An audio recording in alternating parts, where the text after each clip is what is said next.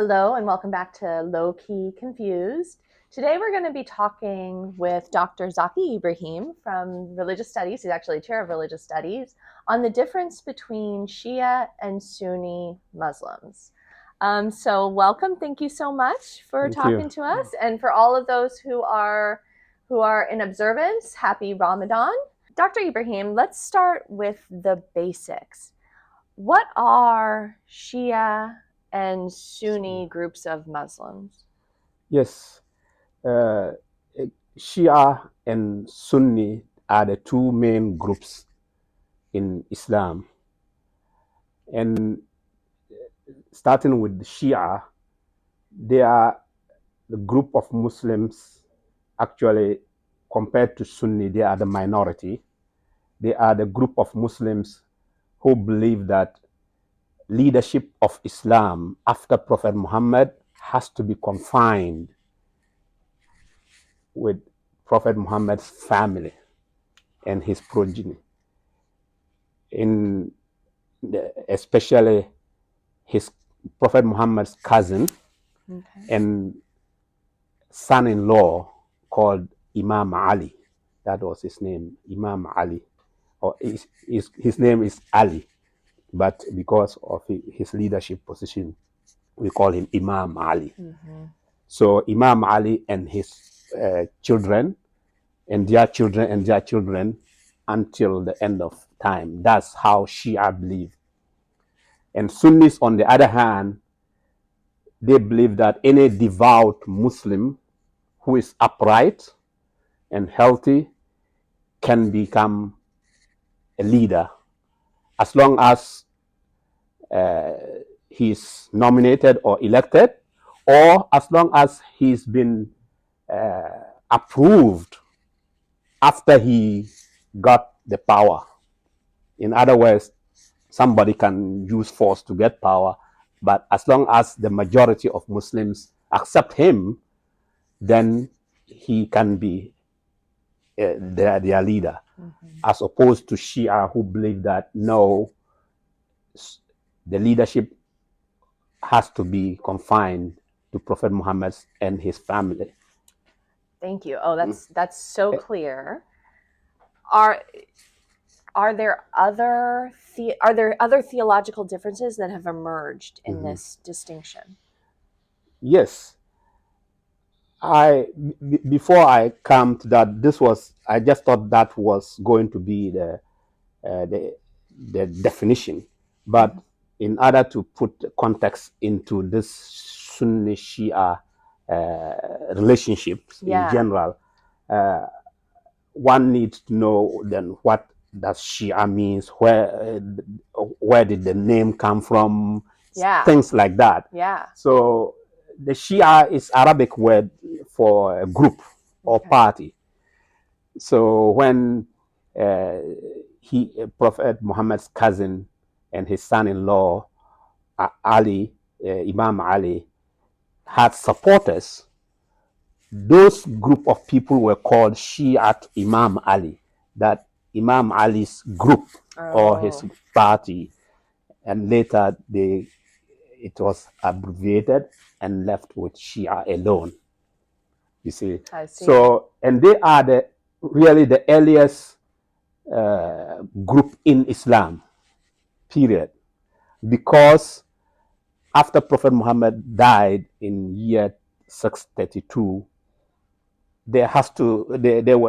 Muslims needed to fill the vacuum, and therefore somebody was picked. However, the Shia believe that Prophet Muhammad had advised Muslims to pick his cousin Ali because, again, he was his son-in-law. His only surviving daughter was married to him, and their children, two children, Imam Hassan and Imam Hussein, they were the only surviving grandchildren of Prophet Muhammad. Oh, wow. So they thought he could become the leader, but that didn't happen. So being he himself, his household and his supporters, his friends, wanted him, and this is according to Shia, they wanted him to become the leader. Mm-hmm. But the majority, in practical terms, some Shias may not even like what I'm saying, that in practicality, there were some people who took over the leadership who were also close friends of Prophet Muhammad, you see, Mm-hmm. and that was the real history that the whole world goes by, as opposed to the belief that Prophet Muhammad had strongly advised Muslims to pick Ali, Mm-hmm. Imam Ali, you see. So he did not get to be picked. And according to Sunni version, he didn't mind. Oh. But according to Shia version, the leadership was usurped, taken over from him. So there are two versions. Two versions. The one that says that he was okay with that, Yeah. and let the other person, who was also Prophet Muhammad's father-in-law and close friend, Abu Bakr, who took over. And for 2 years, he passed away himself. And then Ali, Imam Ali, was not picked again. Somebody else, another father-in-law of Prophet Muhammad, was picked, Umar, and everybody accepted him again, and he ruled for another 10 years. 644, he died. And then when he died, a third person was nominated again, and they bypassed Imam Ali again 3 times. Yeah. So, and he ruled for about, he was called Uthman, another son-in-law of Prophet Muhammad. So he ruled for 12 years. And then when he passed away, it came to Ali, Oh. almost undisputed. So four. We're in four. The fourth. He was the fourth according to the Sunni. Yeah. But for Shia, Yeah. even though the others temporarily took charge, they were not the true leaders. He was the true leader. So he, according to Shia, was the number one. Okay. And that's how it continued. So basically, the Shia Sunni divide was a political issue. And later on, theological, religious, spiritual differences emerged. But all of them emerged along the lines of this political divide. Yeah. And so, what are the other theological, ideological differences that do start emerging later in history? Yes. First of all, again, the basic tenets of Islam, the principles, the fundamentals of Islam, they both shared all of it without any difference. Okay. And for example, the belief in oneness of God, worshiping God alone, believe in the hereafter, believe in angels. These are cardinal beliefs of Islam. Without them, nobody or Muslims will not acknowledge somebody as a Muslim. So you have to believe in that to be a Muslim. Yeah. And we have Sunnis and Shia believing in that. And apart from that belief aspect, there's also what they call pillars of Islam, practical pillars of Islam. That is the action part of Islam, which all Muslims have to be doing in order to be acknowledged as Muslims, which is believe in God, or readiness to worship God alone. And then prayer, 5 daily prayers, fasting, like this month, Muslims are fasting around the world, paying the alms, like charity, but it's alms for those who have money, and going to Hajj, to Mecca to perform Hajj. These are practical pillars of Islam. Without them, Muslim will not acknowledge anybody as a Muslim. And these And these pillars are pillars shared. are shared by them 100%. Okay. So what is left? Then anything left either has to come from these, the periphery or the secondary issues connected to them. And that's, for example, like leadership. Leadership itself is connected to the idea that Prophet Muhammad is the final prophet. God sent him and sent other prophets. So if he passes away, the leadership has to continue. But anybody who continues with that leadership is still not prophet. He is representing the prophet. So that's what I'm saying. The Shia Sunni divide is about leadership, and still you can see that it is considered the secondary issue. Yeah. Not the main one, that which is believe in Prophet Muhammad as the final messenger. That's not it. That one they all believe in it. But the difference is, which is really a big difference, is who would take over after him, and what qualities should that person have. Yeah. All these things some people will consider secondary, and maybe yes, connected to the original main ones, but for Shias it's not secondary. For Shia it's not secondary, it's very important. So the point I was trying to make is that when we look at the general basic Islamic fundamentals, they don't have differences. Wow. All the differences came afterwards. All the differences came through the secondary issues, and some of the interpretations of some of the main fundamental things. For example, fasting. Yeah. I counted it as part of the main fundamental practical aspect of Islam, right? When should Muslims start fasting, or when should they stop fasting? This is clearly stated in the Quran. Before the sun rise, that, and the example Quran gives is when somebody can identify a white thread from a black thread, then you should stop eating. That means it is actually clearing. And then until when do you stop? Do you break your fast? Until night. That's what Quran says. So that is clear, and the fast, people have to fast, and they accepted fasting. But how do they understand when to start and when to end? They have differences there. So there are these interpretations of how to read the text. Exactly. Yeah. So it's, the Shia will believe that when Quran says until night, means there has to be some darkness. But Sunni said no, when the sun sets, even when there's still light and other things, as long as the sun sets, you can stop. Okay. You can start eating.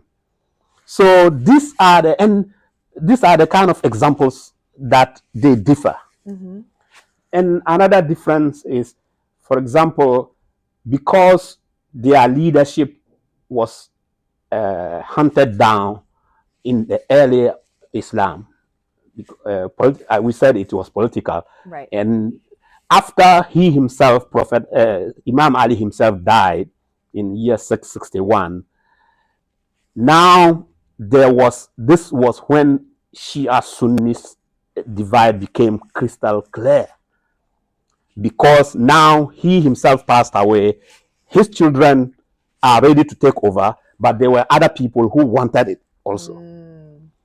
And unfortunately, the other people who wanted it were powerful militarily. They could amass followers more than the Shia. So they actually took the temporary power, and that's when the Islamic dynasty started. But the four I mentioned, the four before Imam Ali and Imam Ali himself, that's the three before him and he himself, adding as four, Muslims, Sunnis Not only Shias, Sunnis consider them the rightly guided caliphs. The four rightly guided caliphs. That's what they call them. Mm-hmm. So they accept them. And they were not ruling as dynasty, because when the first person died, he didn't pass it to his son or his cousin. The second person died, he didn't pass it to. So it was not a dynasty. But after Imam Ali died, for Shia, religiously, it was supposed to go to his children. But for the other group, they didn't follow that. So somebody claimed the leadership, also called Muawiyah. He was related to the third caliph. And he had been sent to another province as a governor. So he took advantage of that and wanted to become the caliph. So, and he actually got that position with his power. And Prophet Muhammad's grandchildren, that's Imam Ali's children, they were again pushed aside for the temporal leadership. But for Shia at this time, because they also had followers, but at this time they were growing also, and their zeal to have the leadership was also growing.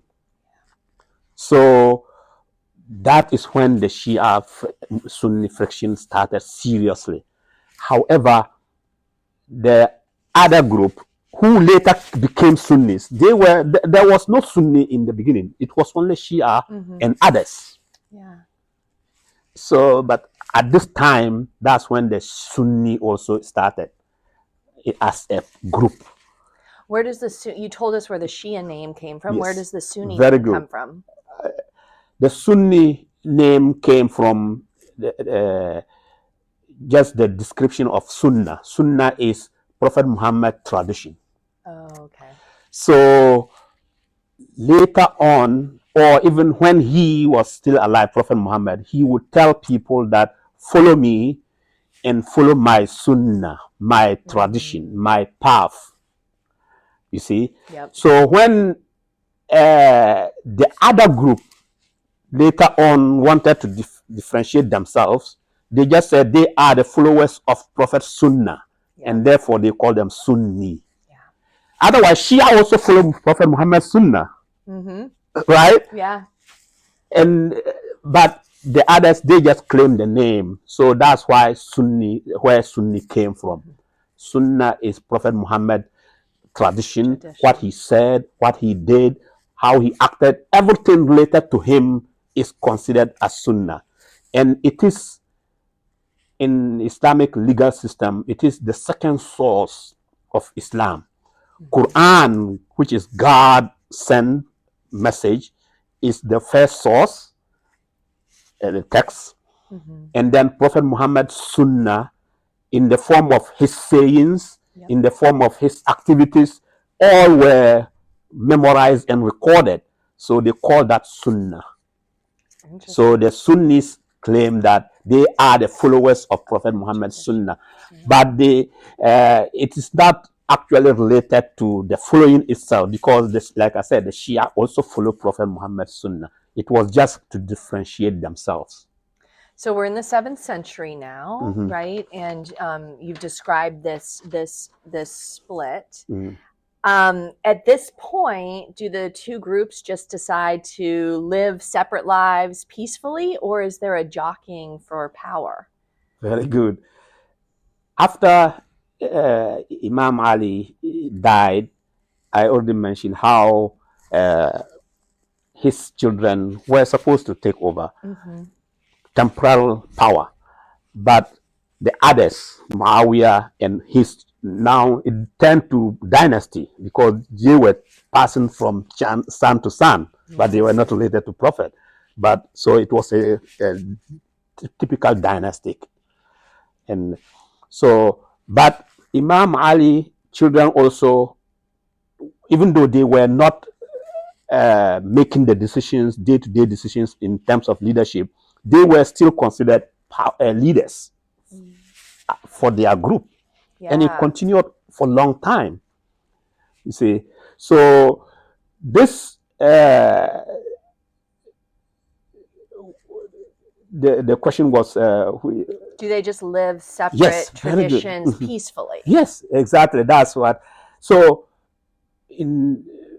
initially, the quick answer was that it was a mixture of good relationship and difficulties. That's what is the whole historical relationship and context. It was a mixed.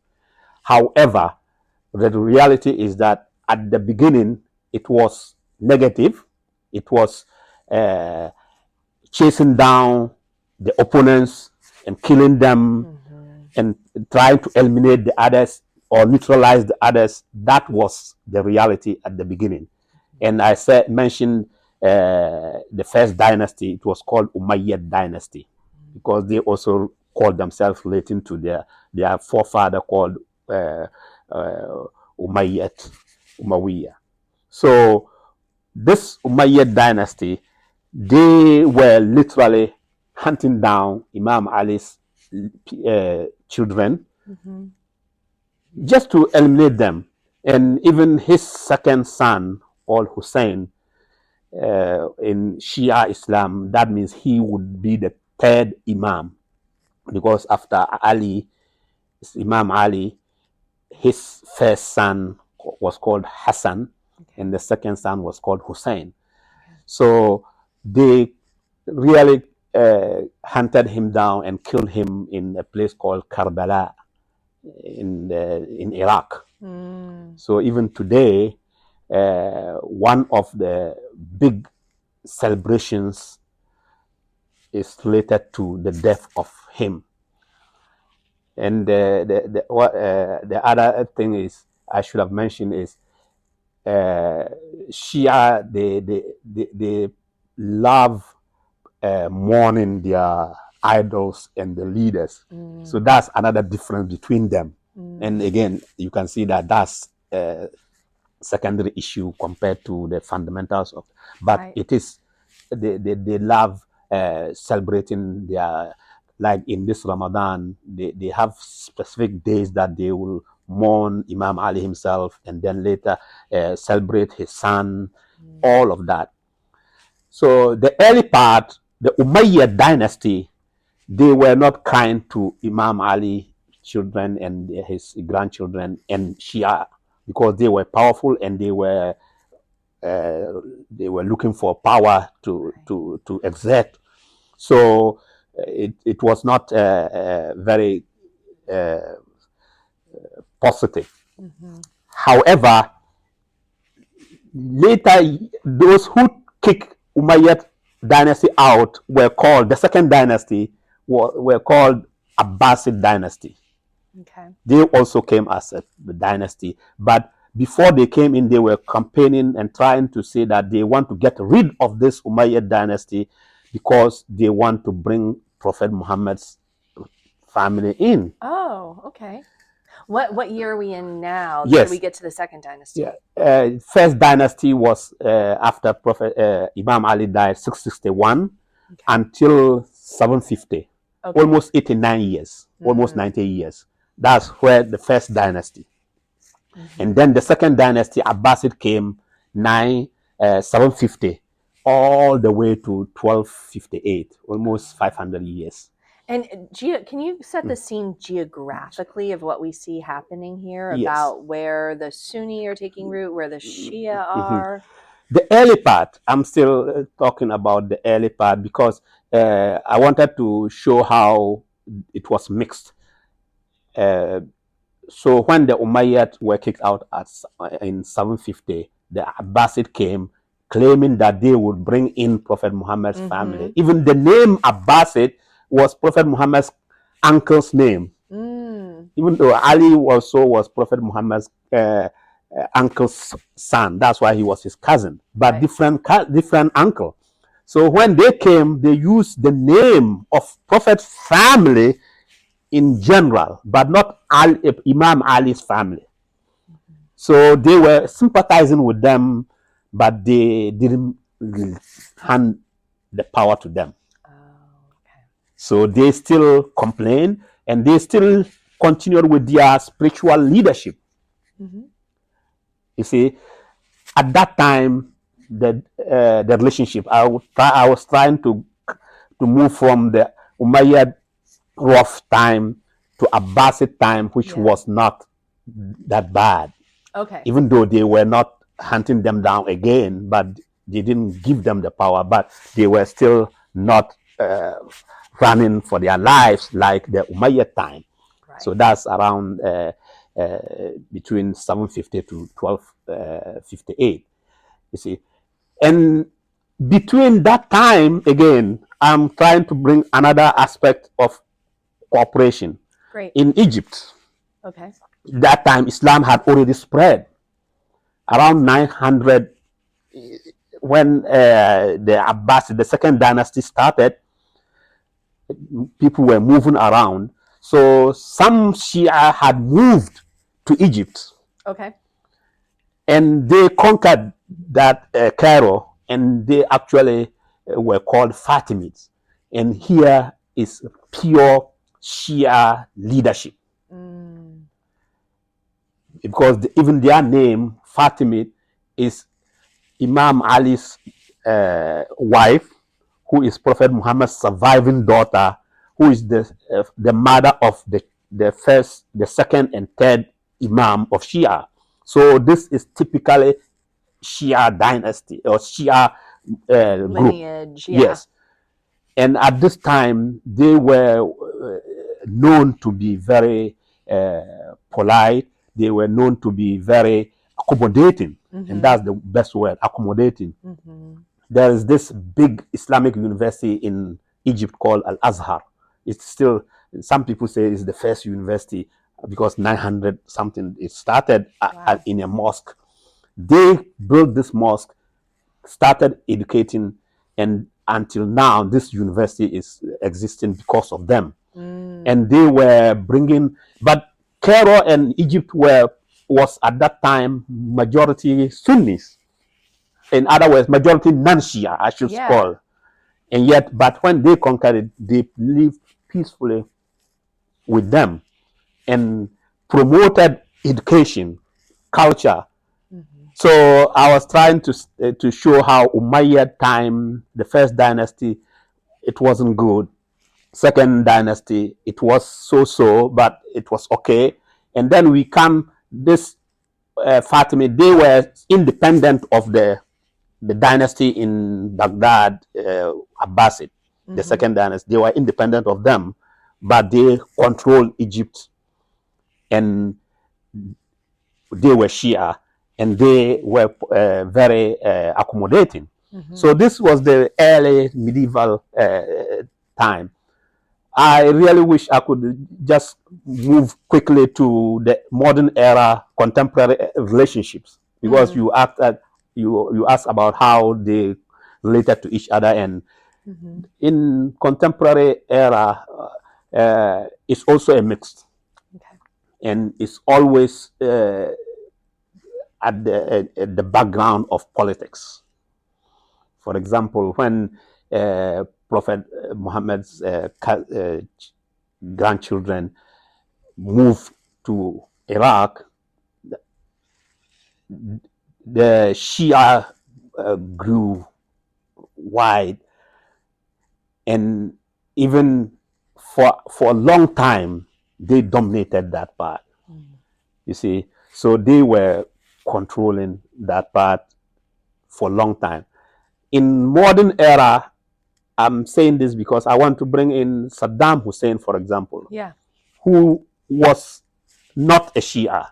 And once you are not a Shia, you are a Sunni. Yep. That's the idea. Right. So, and yet he took power militarily, and he was oppressing the Shia majority. You see? Yep. So, and they couldn't fight back because you know historically how he oppressed them with his power. Mm-hmm. So once in a while, he would do some things in his policies to favor the Sunnis. So the Shias they were not happy. Right. with his leadership, but he himself was oppressing them. So that's what I want to highlight: the fact that he was a Sunni oppressing the Shiite majority in Iraq. Yeah. And then you go to Syria, Hafiz Assad, the Bashar al-Assad, who was just kicked out last year or last 2 years. His father was called Hafiz Assad, was a Shia, another version of Shia. Yeah. And he was oppressing Sunni Muslims. Okay. So and Sunnis were the majority there. Majority Do we see there, the same? Okay. in Syria. Okay. Yes, but in Iraq, Shias are the Shia were the majority, but they're, I just want to say, maybe I don't know, you were going to ask that, but the geographically, Shias are majority in Iraq. Okay. And today they are also majority in Iran. Are there only two places in the world where Shia are the majority? No. In terms of numbers, Azerbaijan has 50 something to 60 something, so they are majority, but it's not like Iraq and Iran. Yemen, south of Saudi Arabia, there are a lot of Shias. Bahrain is a small, tiny country. There are a lot of Shias. But this, we are talking about large numbers. Otherwise, they are everywhere in the world. In America, in Southern California, in Ghana, in Nigeria, their Shias are everywhere. But they are negligible in terms of numbers. However, in terms of majority, is Iraq, Iran, Azerbaijan, Bahrain. These are, and then the other parts of the world is all Sunni majority. About Sunni are about 85%.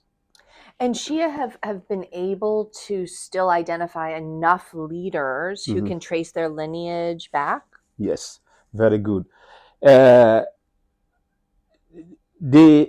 Even today, you go to wherever Shias are, you might find one person or some, and I'm talking about outside Iraq or Iran. Iraq or Iran, there are a lot of them who trace their lineage all the way to Prophet Muhammad. Because when Imam Ali passed away, he had children, and they will also have their children, and that's what their political theory is. The leadership has to be in the lineage and the family and the progeny of Prophet Muhammad. And it continued. They had children. Good. And they are identified as the imams. Within the Shia and Sunni umbrellas, are there different subgroups? Yes, there are subgroups. Again, very clearly among the Shia than the Sunnis. Sunnis, they have the subgroups, but they are legal subgroups, school of thoughts, things like that. But based on the question of leadership, the question that Shias love and what they want to talk about, on that issue, they have clearly identifiable groups. One group, or the largest group, I should say, is called Imami or Ja'fari. That's the same name, the same group. Or the 12th. 12th is just translated Isna Ashariya. And they are called Ja'fari because the sixth Imam, great grandson of Imam Ali, was called Ja'far as-Sadiq. And he was not only the Imam, but he was one of the architects of Shia theology, Shia jurisprudence, Shia knowledge, Shia Islam. He wrote books and he articulated things. So that person was very important. And I'm saying this intellectually and even socially. You ask their lineage. So their children continued. And so also their intellectual or spiritual leadership. You see. So this largest group of Shia, they are named as Ja'fariya because of that Imam, the Sif Imam, and the role he played in crafting the Shia, and also the intellectual aspect of Shia, the religious aspect of Shia, apart from his father and grandfather, he was intellectually giant and articulated things. That doesn't mean Imam Ali himself was a very great scholar, even among the companions of Prophet Muhammad, and then his children. So intellectually, there is lineage. Yes. Just familial, there's lineage. Right. You can trace back. You see, so when his children and their children and their children, everywhere they go, because of the role they have to play as Prophet Muhammad's progeny, they are respected. Even in Southern California, we have some Shia who trace their lineage to Prophet Muhammad, wow. and they are automatically considered as leaders. Yeah. But most of the time, they are also scholars. Wow. You see, they respect them. They have some in Michigan. I'm talking about in America. Right. And even in West Africa or North Africa, there are some people who consider themselves as lineage of Prophet Muhammad.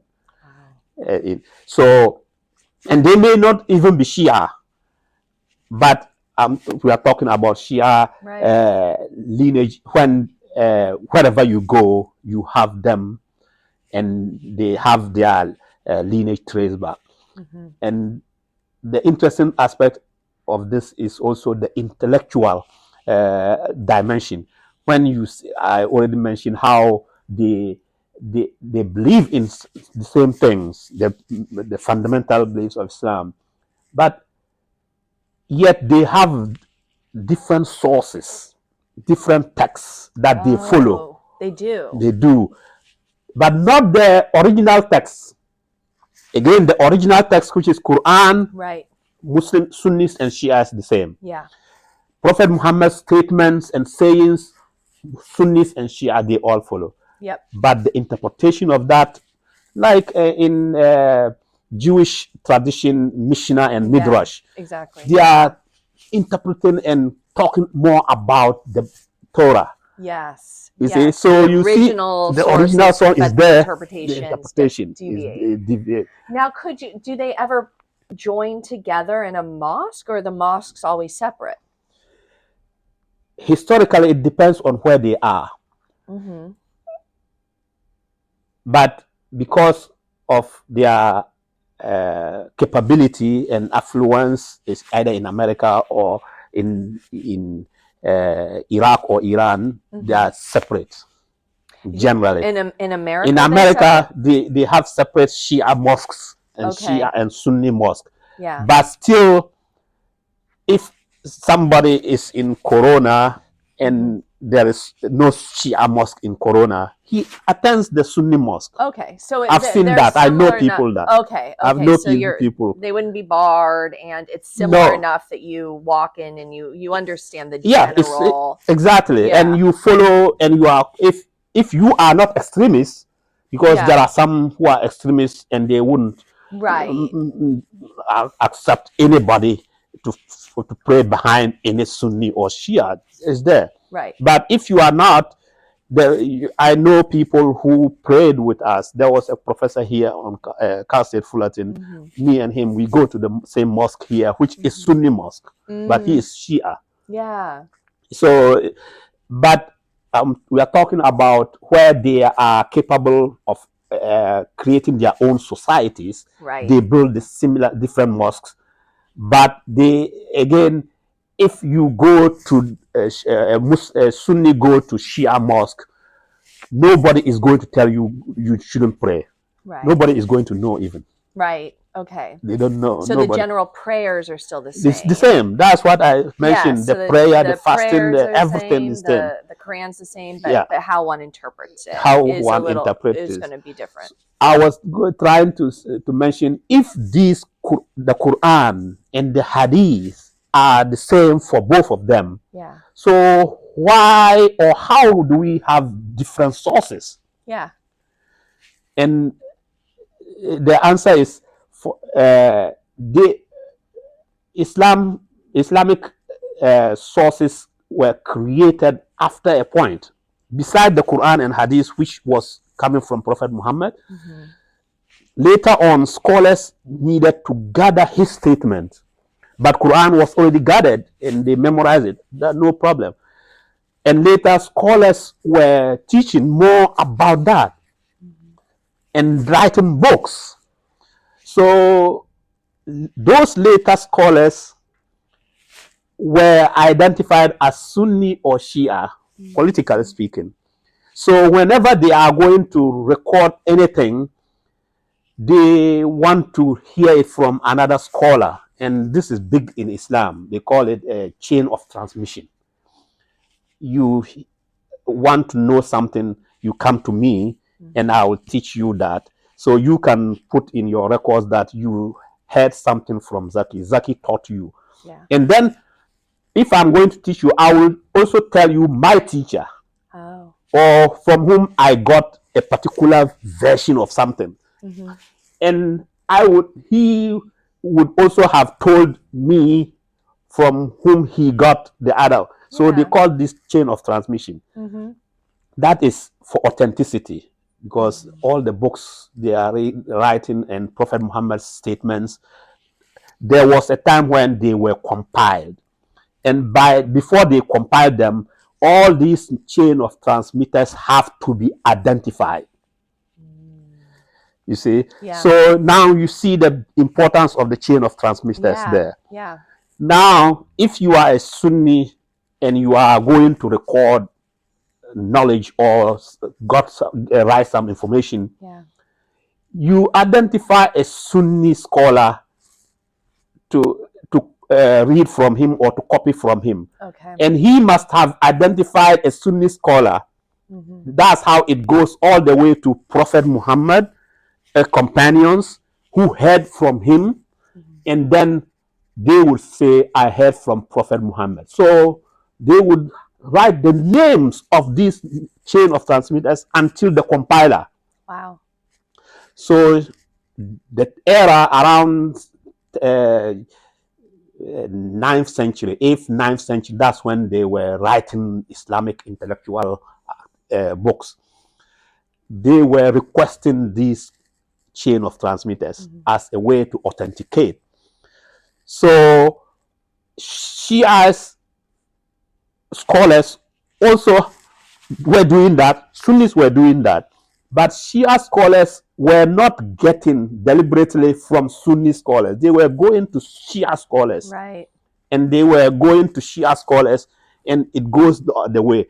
The difference between the Sunnis and Shias in this case of exercise is that the Shia imams, Imam Ali, after him, his children, after him, his children, his grandchildren, they were also scholars.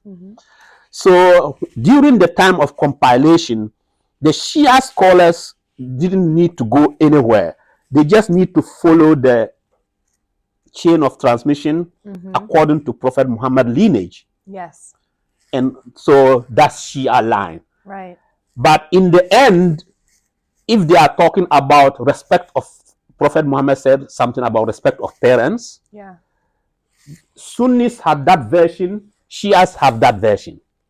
It's just that the chain of transmitters are different. Yeah. Sunni sympathizers, Shia sympathizers. Yeah. And that's how they have different sources. But in They're the end, all linking they are back all linking back to him, Prophet Muhammad, and they all are considered authentic. Yes. But have there been, like, are there distinguishing features between the interpretations? Yes. Most of the time, apart from individuals having their own knowledge and exercises, you know, scholars do that. Even among Sunni scholars, or even today, scholars would have think and analyze things differently. Right. apart from that which exists, and that existed, and that led to different interpretations. Right. But there are also some things that are affected by politics, by the political terrain that they were operating. You see? Yes. So those affected, or they want to be different from the Sunnis, or they want to be different from the Shias, and therefore they analyze things differently. Yeah. You see, but not necessarily for the sake of being different, but just for the sake of exercise, because and Muslims are known for that. One statement, they will tear it apart, use grammatical connotations, and tell you the conclusion is this, the conclusion is this because of the words like that. So they did that a lot. Right. So that led to differences. But at the same time, there are some differences that are just purely political. Yeah. What might those be? You said that the view of leadership, for instance. Yeah, the view of leadership was very clear, and most of the time it's related to that. Really? Okay. Yeah, it's most of the time it's related to that. Like I said about the fasting interpretation, that one was just how they interpreted ninth. Right. It has nothing to do with leadership. Right. You see, but how if somebody was the qualities of a leader in general, because the Shias, knowing how leadership was co-opted from the early Islam, maybe denied to others, maybe stolen, or they call it usurped by others. Whenever they are analyzing leadership, and in Islamic jurisprudence, there is a whole area called imama.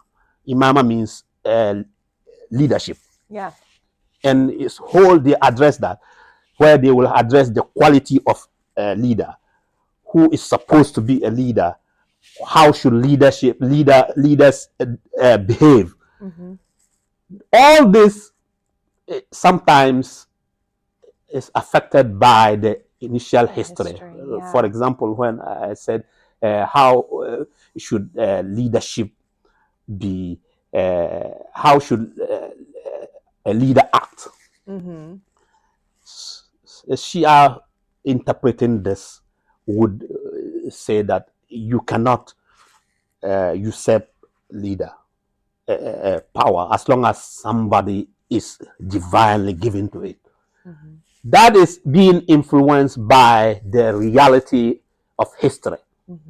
Meanwhile, as a Sunni would just tell you that as long as somebody is authentic and pious and practicing Muslim, and they move on.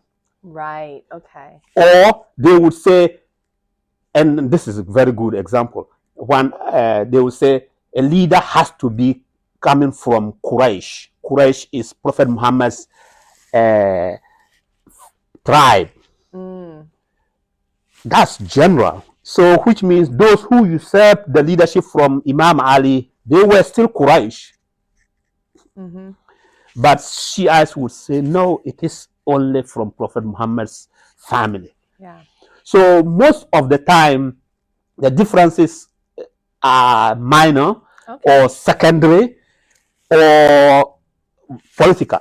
Okay, interesting. Okay, so there's nothing, just to make sure I'm getting this right. I'm just thinking about like historical waves of thought, right? If somebody considers themselves a progressive historian, they're most likely to see class as central to moving history. But there's no clear ideological differences between Shia and Sunni. It really comes down to this view of leadership. Okay.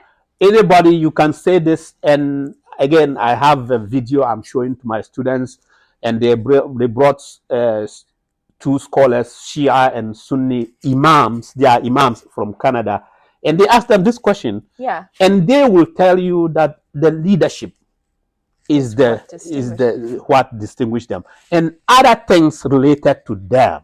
Yeah. You see, other things related to that, and then comes there will come some intellectual differences, and intellectual differences doesn't matter. They don't respect Sunni Shia. Okay.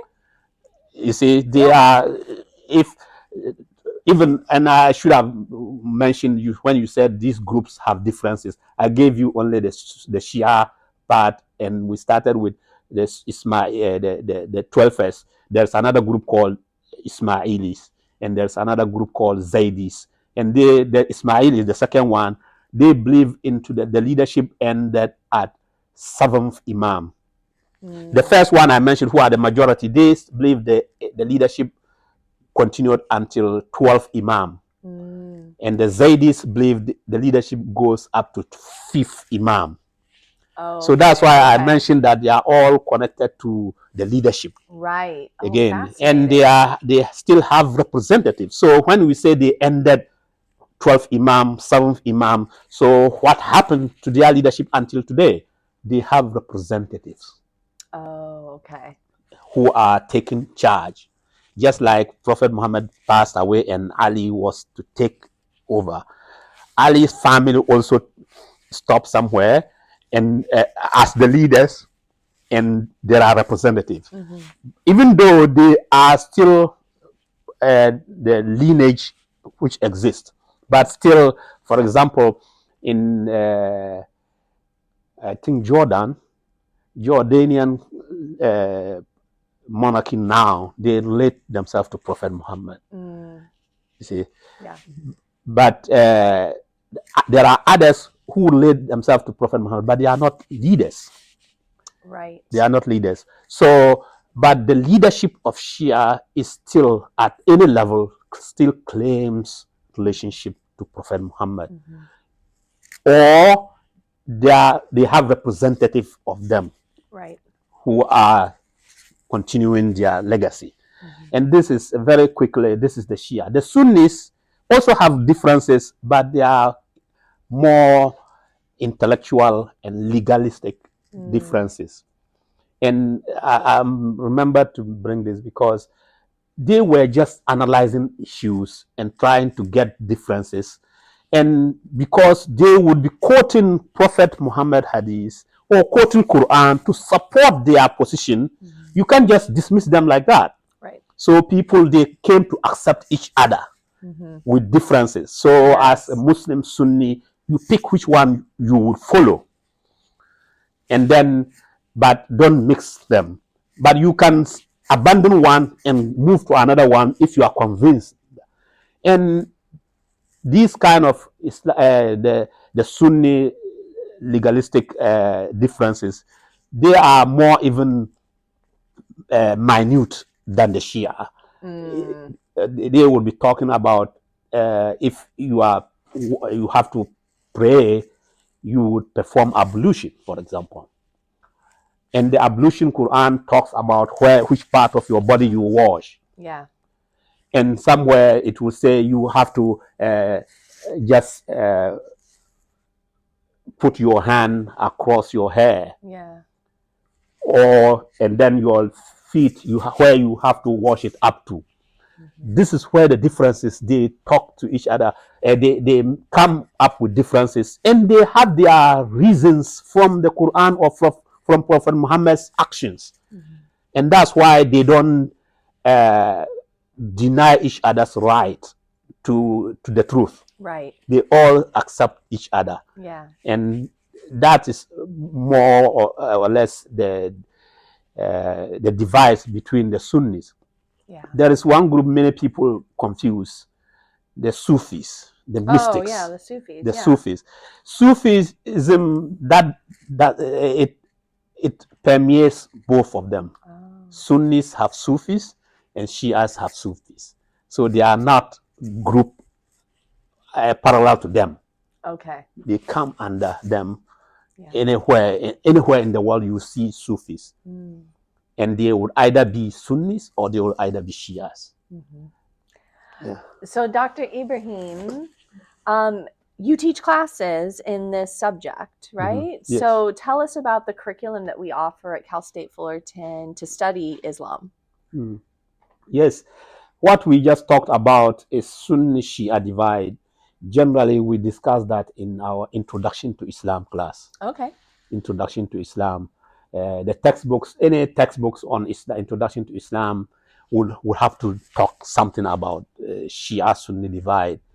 When it talks about general division in Islam, but specifically this is the main part that we discuss. So in my class, Introduction to Islam, I have a chapter that we discuss, and it's actually about Sunni Shia divide. And so we talk about this. There are readings they have to do. I'll give lecture, and then sometimes I have videos that I'll show to them to see the differences between the Sunnis and the Shias. And then do you have other courses on Islam in Yes. general?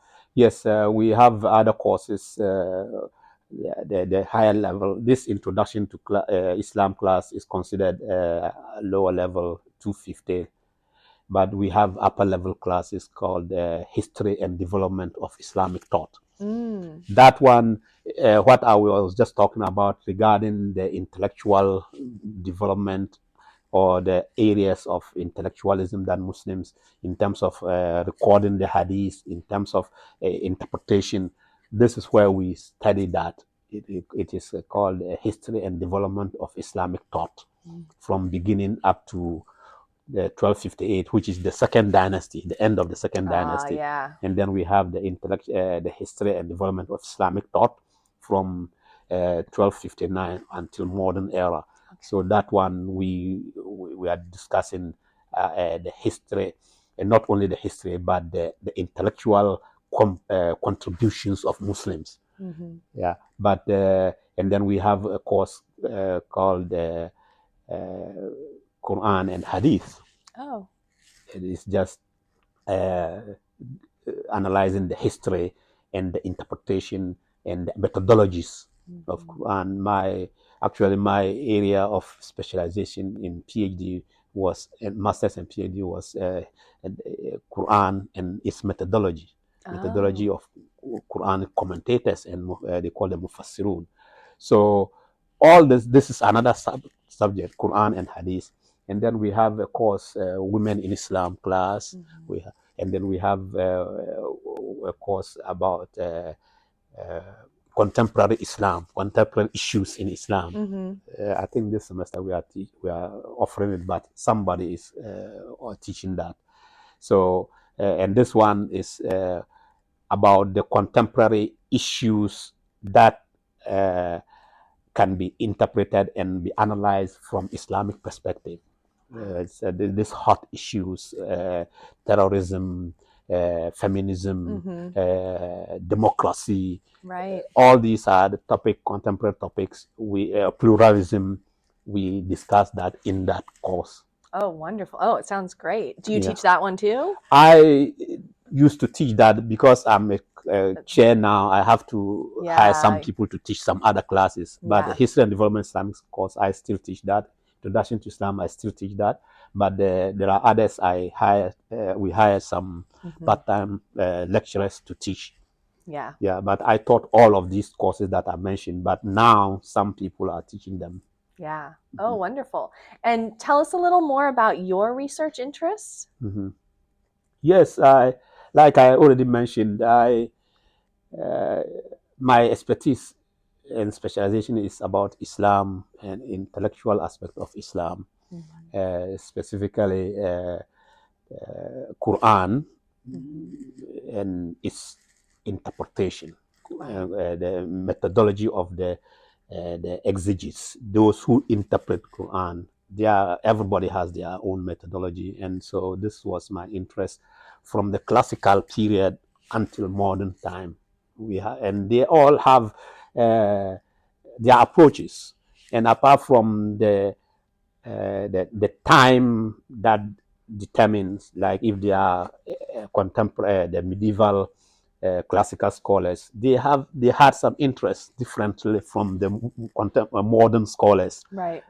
And then apart from that, they are also have this disciplinary differences. There are people who were interpreting Quran using philology. In other words, they highlight the philological dimensions of Quran more.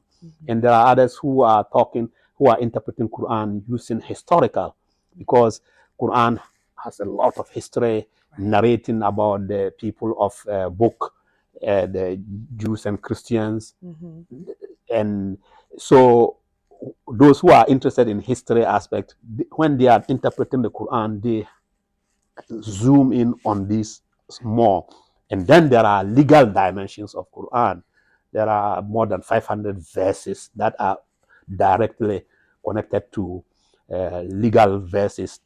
Legal means here it can be religiously, in terms of prayer or fasting, but it can also be legal in terms of marriage, in terms of inheritance, and all that. So some scholars are interested in those things, and then there are some just literary aspect of Quran, and the beauty of the expressions, and using uh, classical Arabic literature, and using that to understand Quran. Because before Islam came, Arabs were known for their literary mastery in literature, in terms of how they speak, in terms of how they express themselves. And then Quran came, still, even though interested in legal and religious, still uses the language that the Arabs were using, and sometimes it claims that it has outdone them, because it did it in ways that they never did, but you can still see that. So that the literal dimension also is there, and there are scholars. So these are all methodologies and of scholars, they approach Quran. So my interest is about that, and actually the PhD thesis was a prophecy of women in Islam, using some Spanish Muslim scholar, his theory called Ibn Hazm. So he believed that there were some prophets who were Muslim, who were women. Oh, wow. So that is and I wanted to bring, beside the methodology I was studying, I wanted to bring in is Quran and then women's studies as well. And just like I started it from my master's, where I studied Quran again and mass communication, and which means I was trying to study the models of God's communication with human beings. Wow. Oh, according to Quran. Wow, what a beautiful example of how religious studies really encapsulates so many different dimensions, from the literature to the communication to the legalistic. Thank you so much for providing us with that. Dr. Zakyi Ibrahim, it has been amazing talking to you. Thank you so much for helping us make it make sense. I'm very happy, and I hope I've made sense a little bit. Yes, because I know we haven't come to talk more about the extremism related to these groups, and we talked about how they cooperate among themselves, even in America here. But there is also the lingering side that is showing the ugly side in terms of extremism. And they are always minority, but what they do is usually giving the whole religion the bad name, and ignoring the larger aspect, you see. But it's good that at least once in a while we can contextualize certain things, so that for people can understand. Yeah. Thank you. Thank you for helping us do that.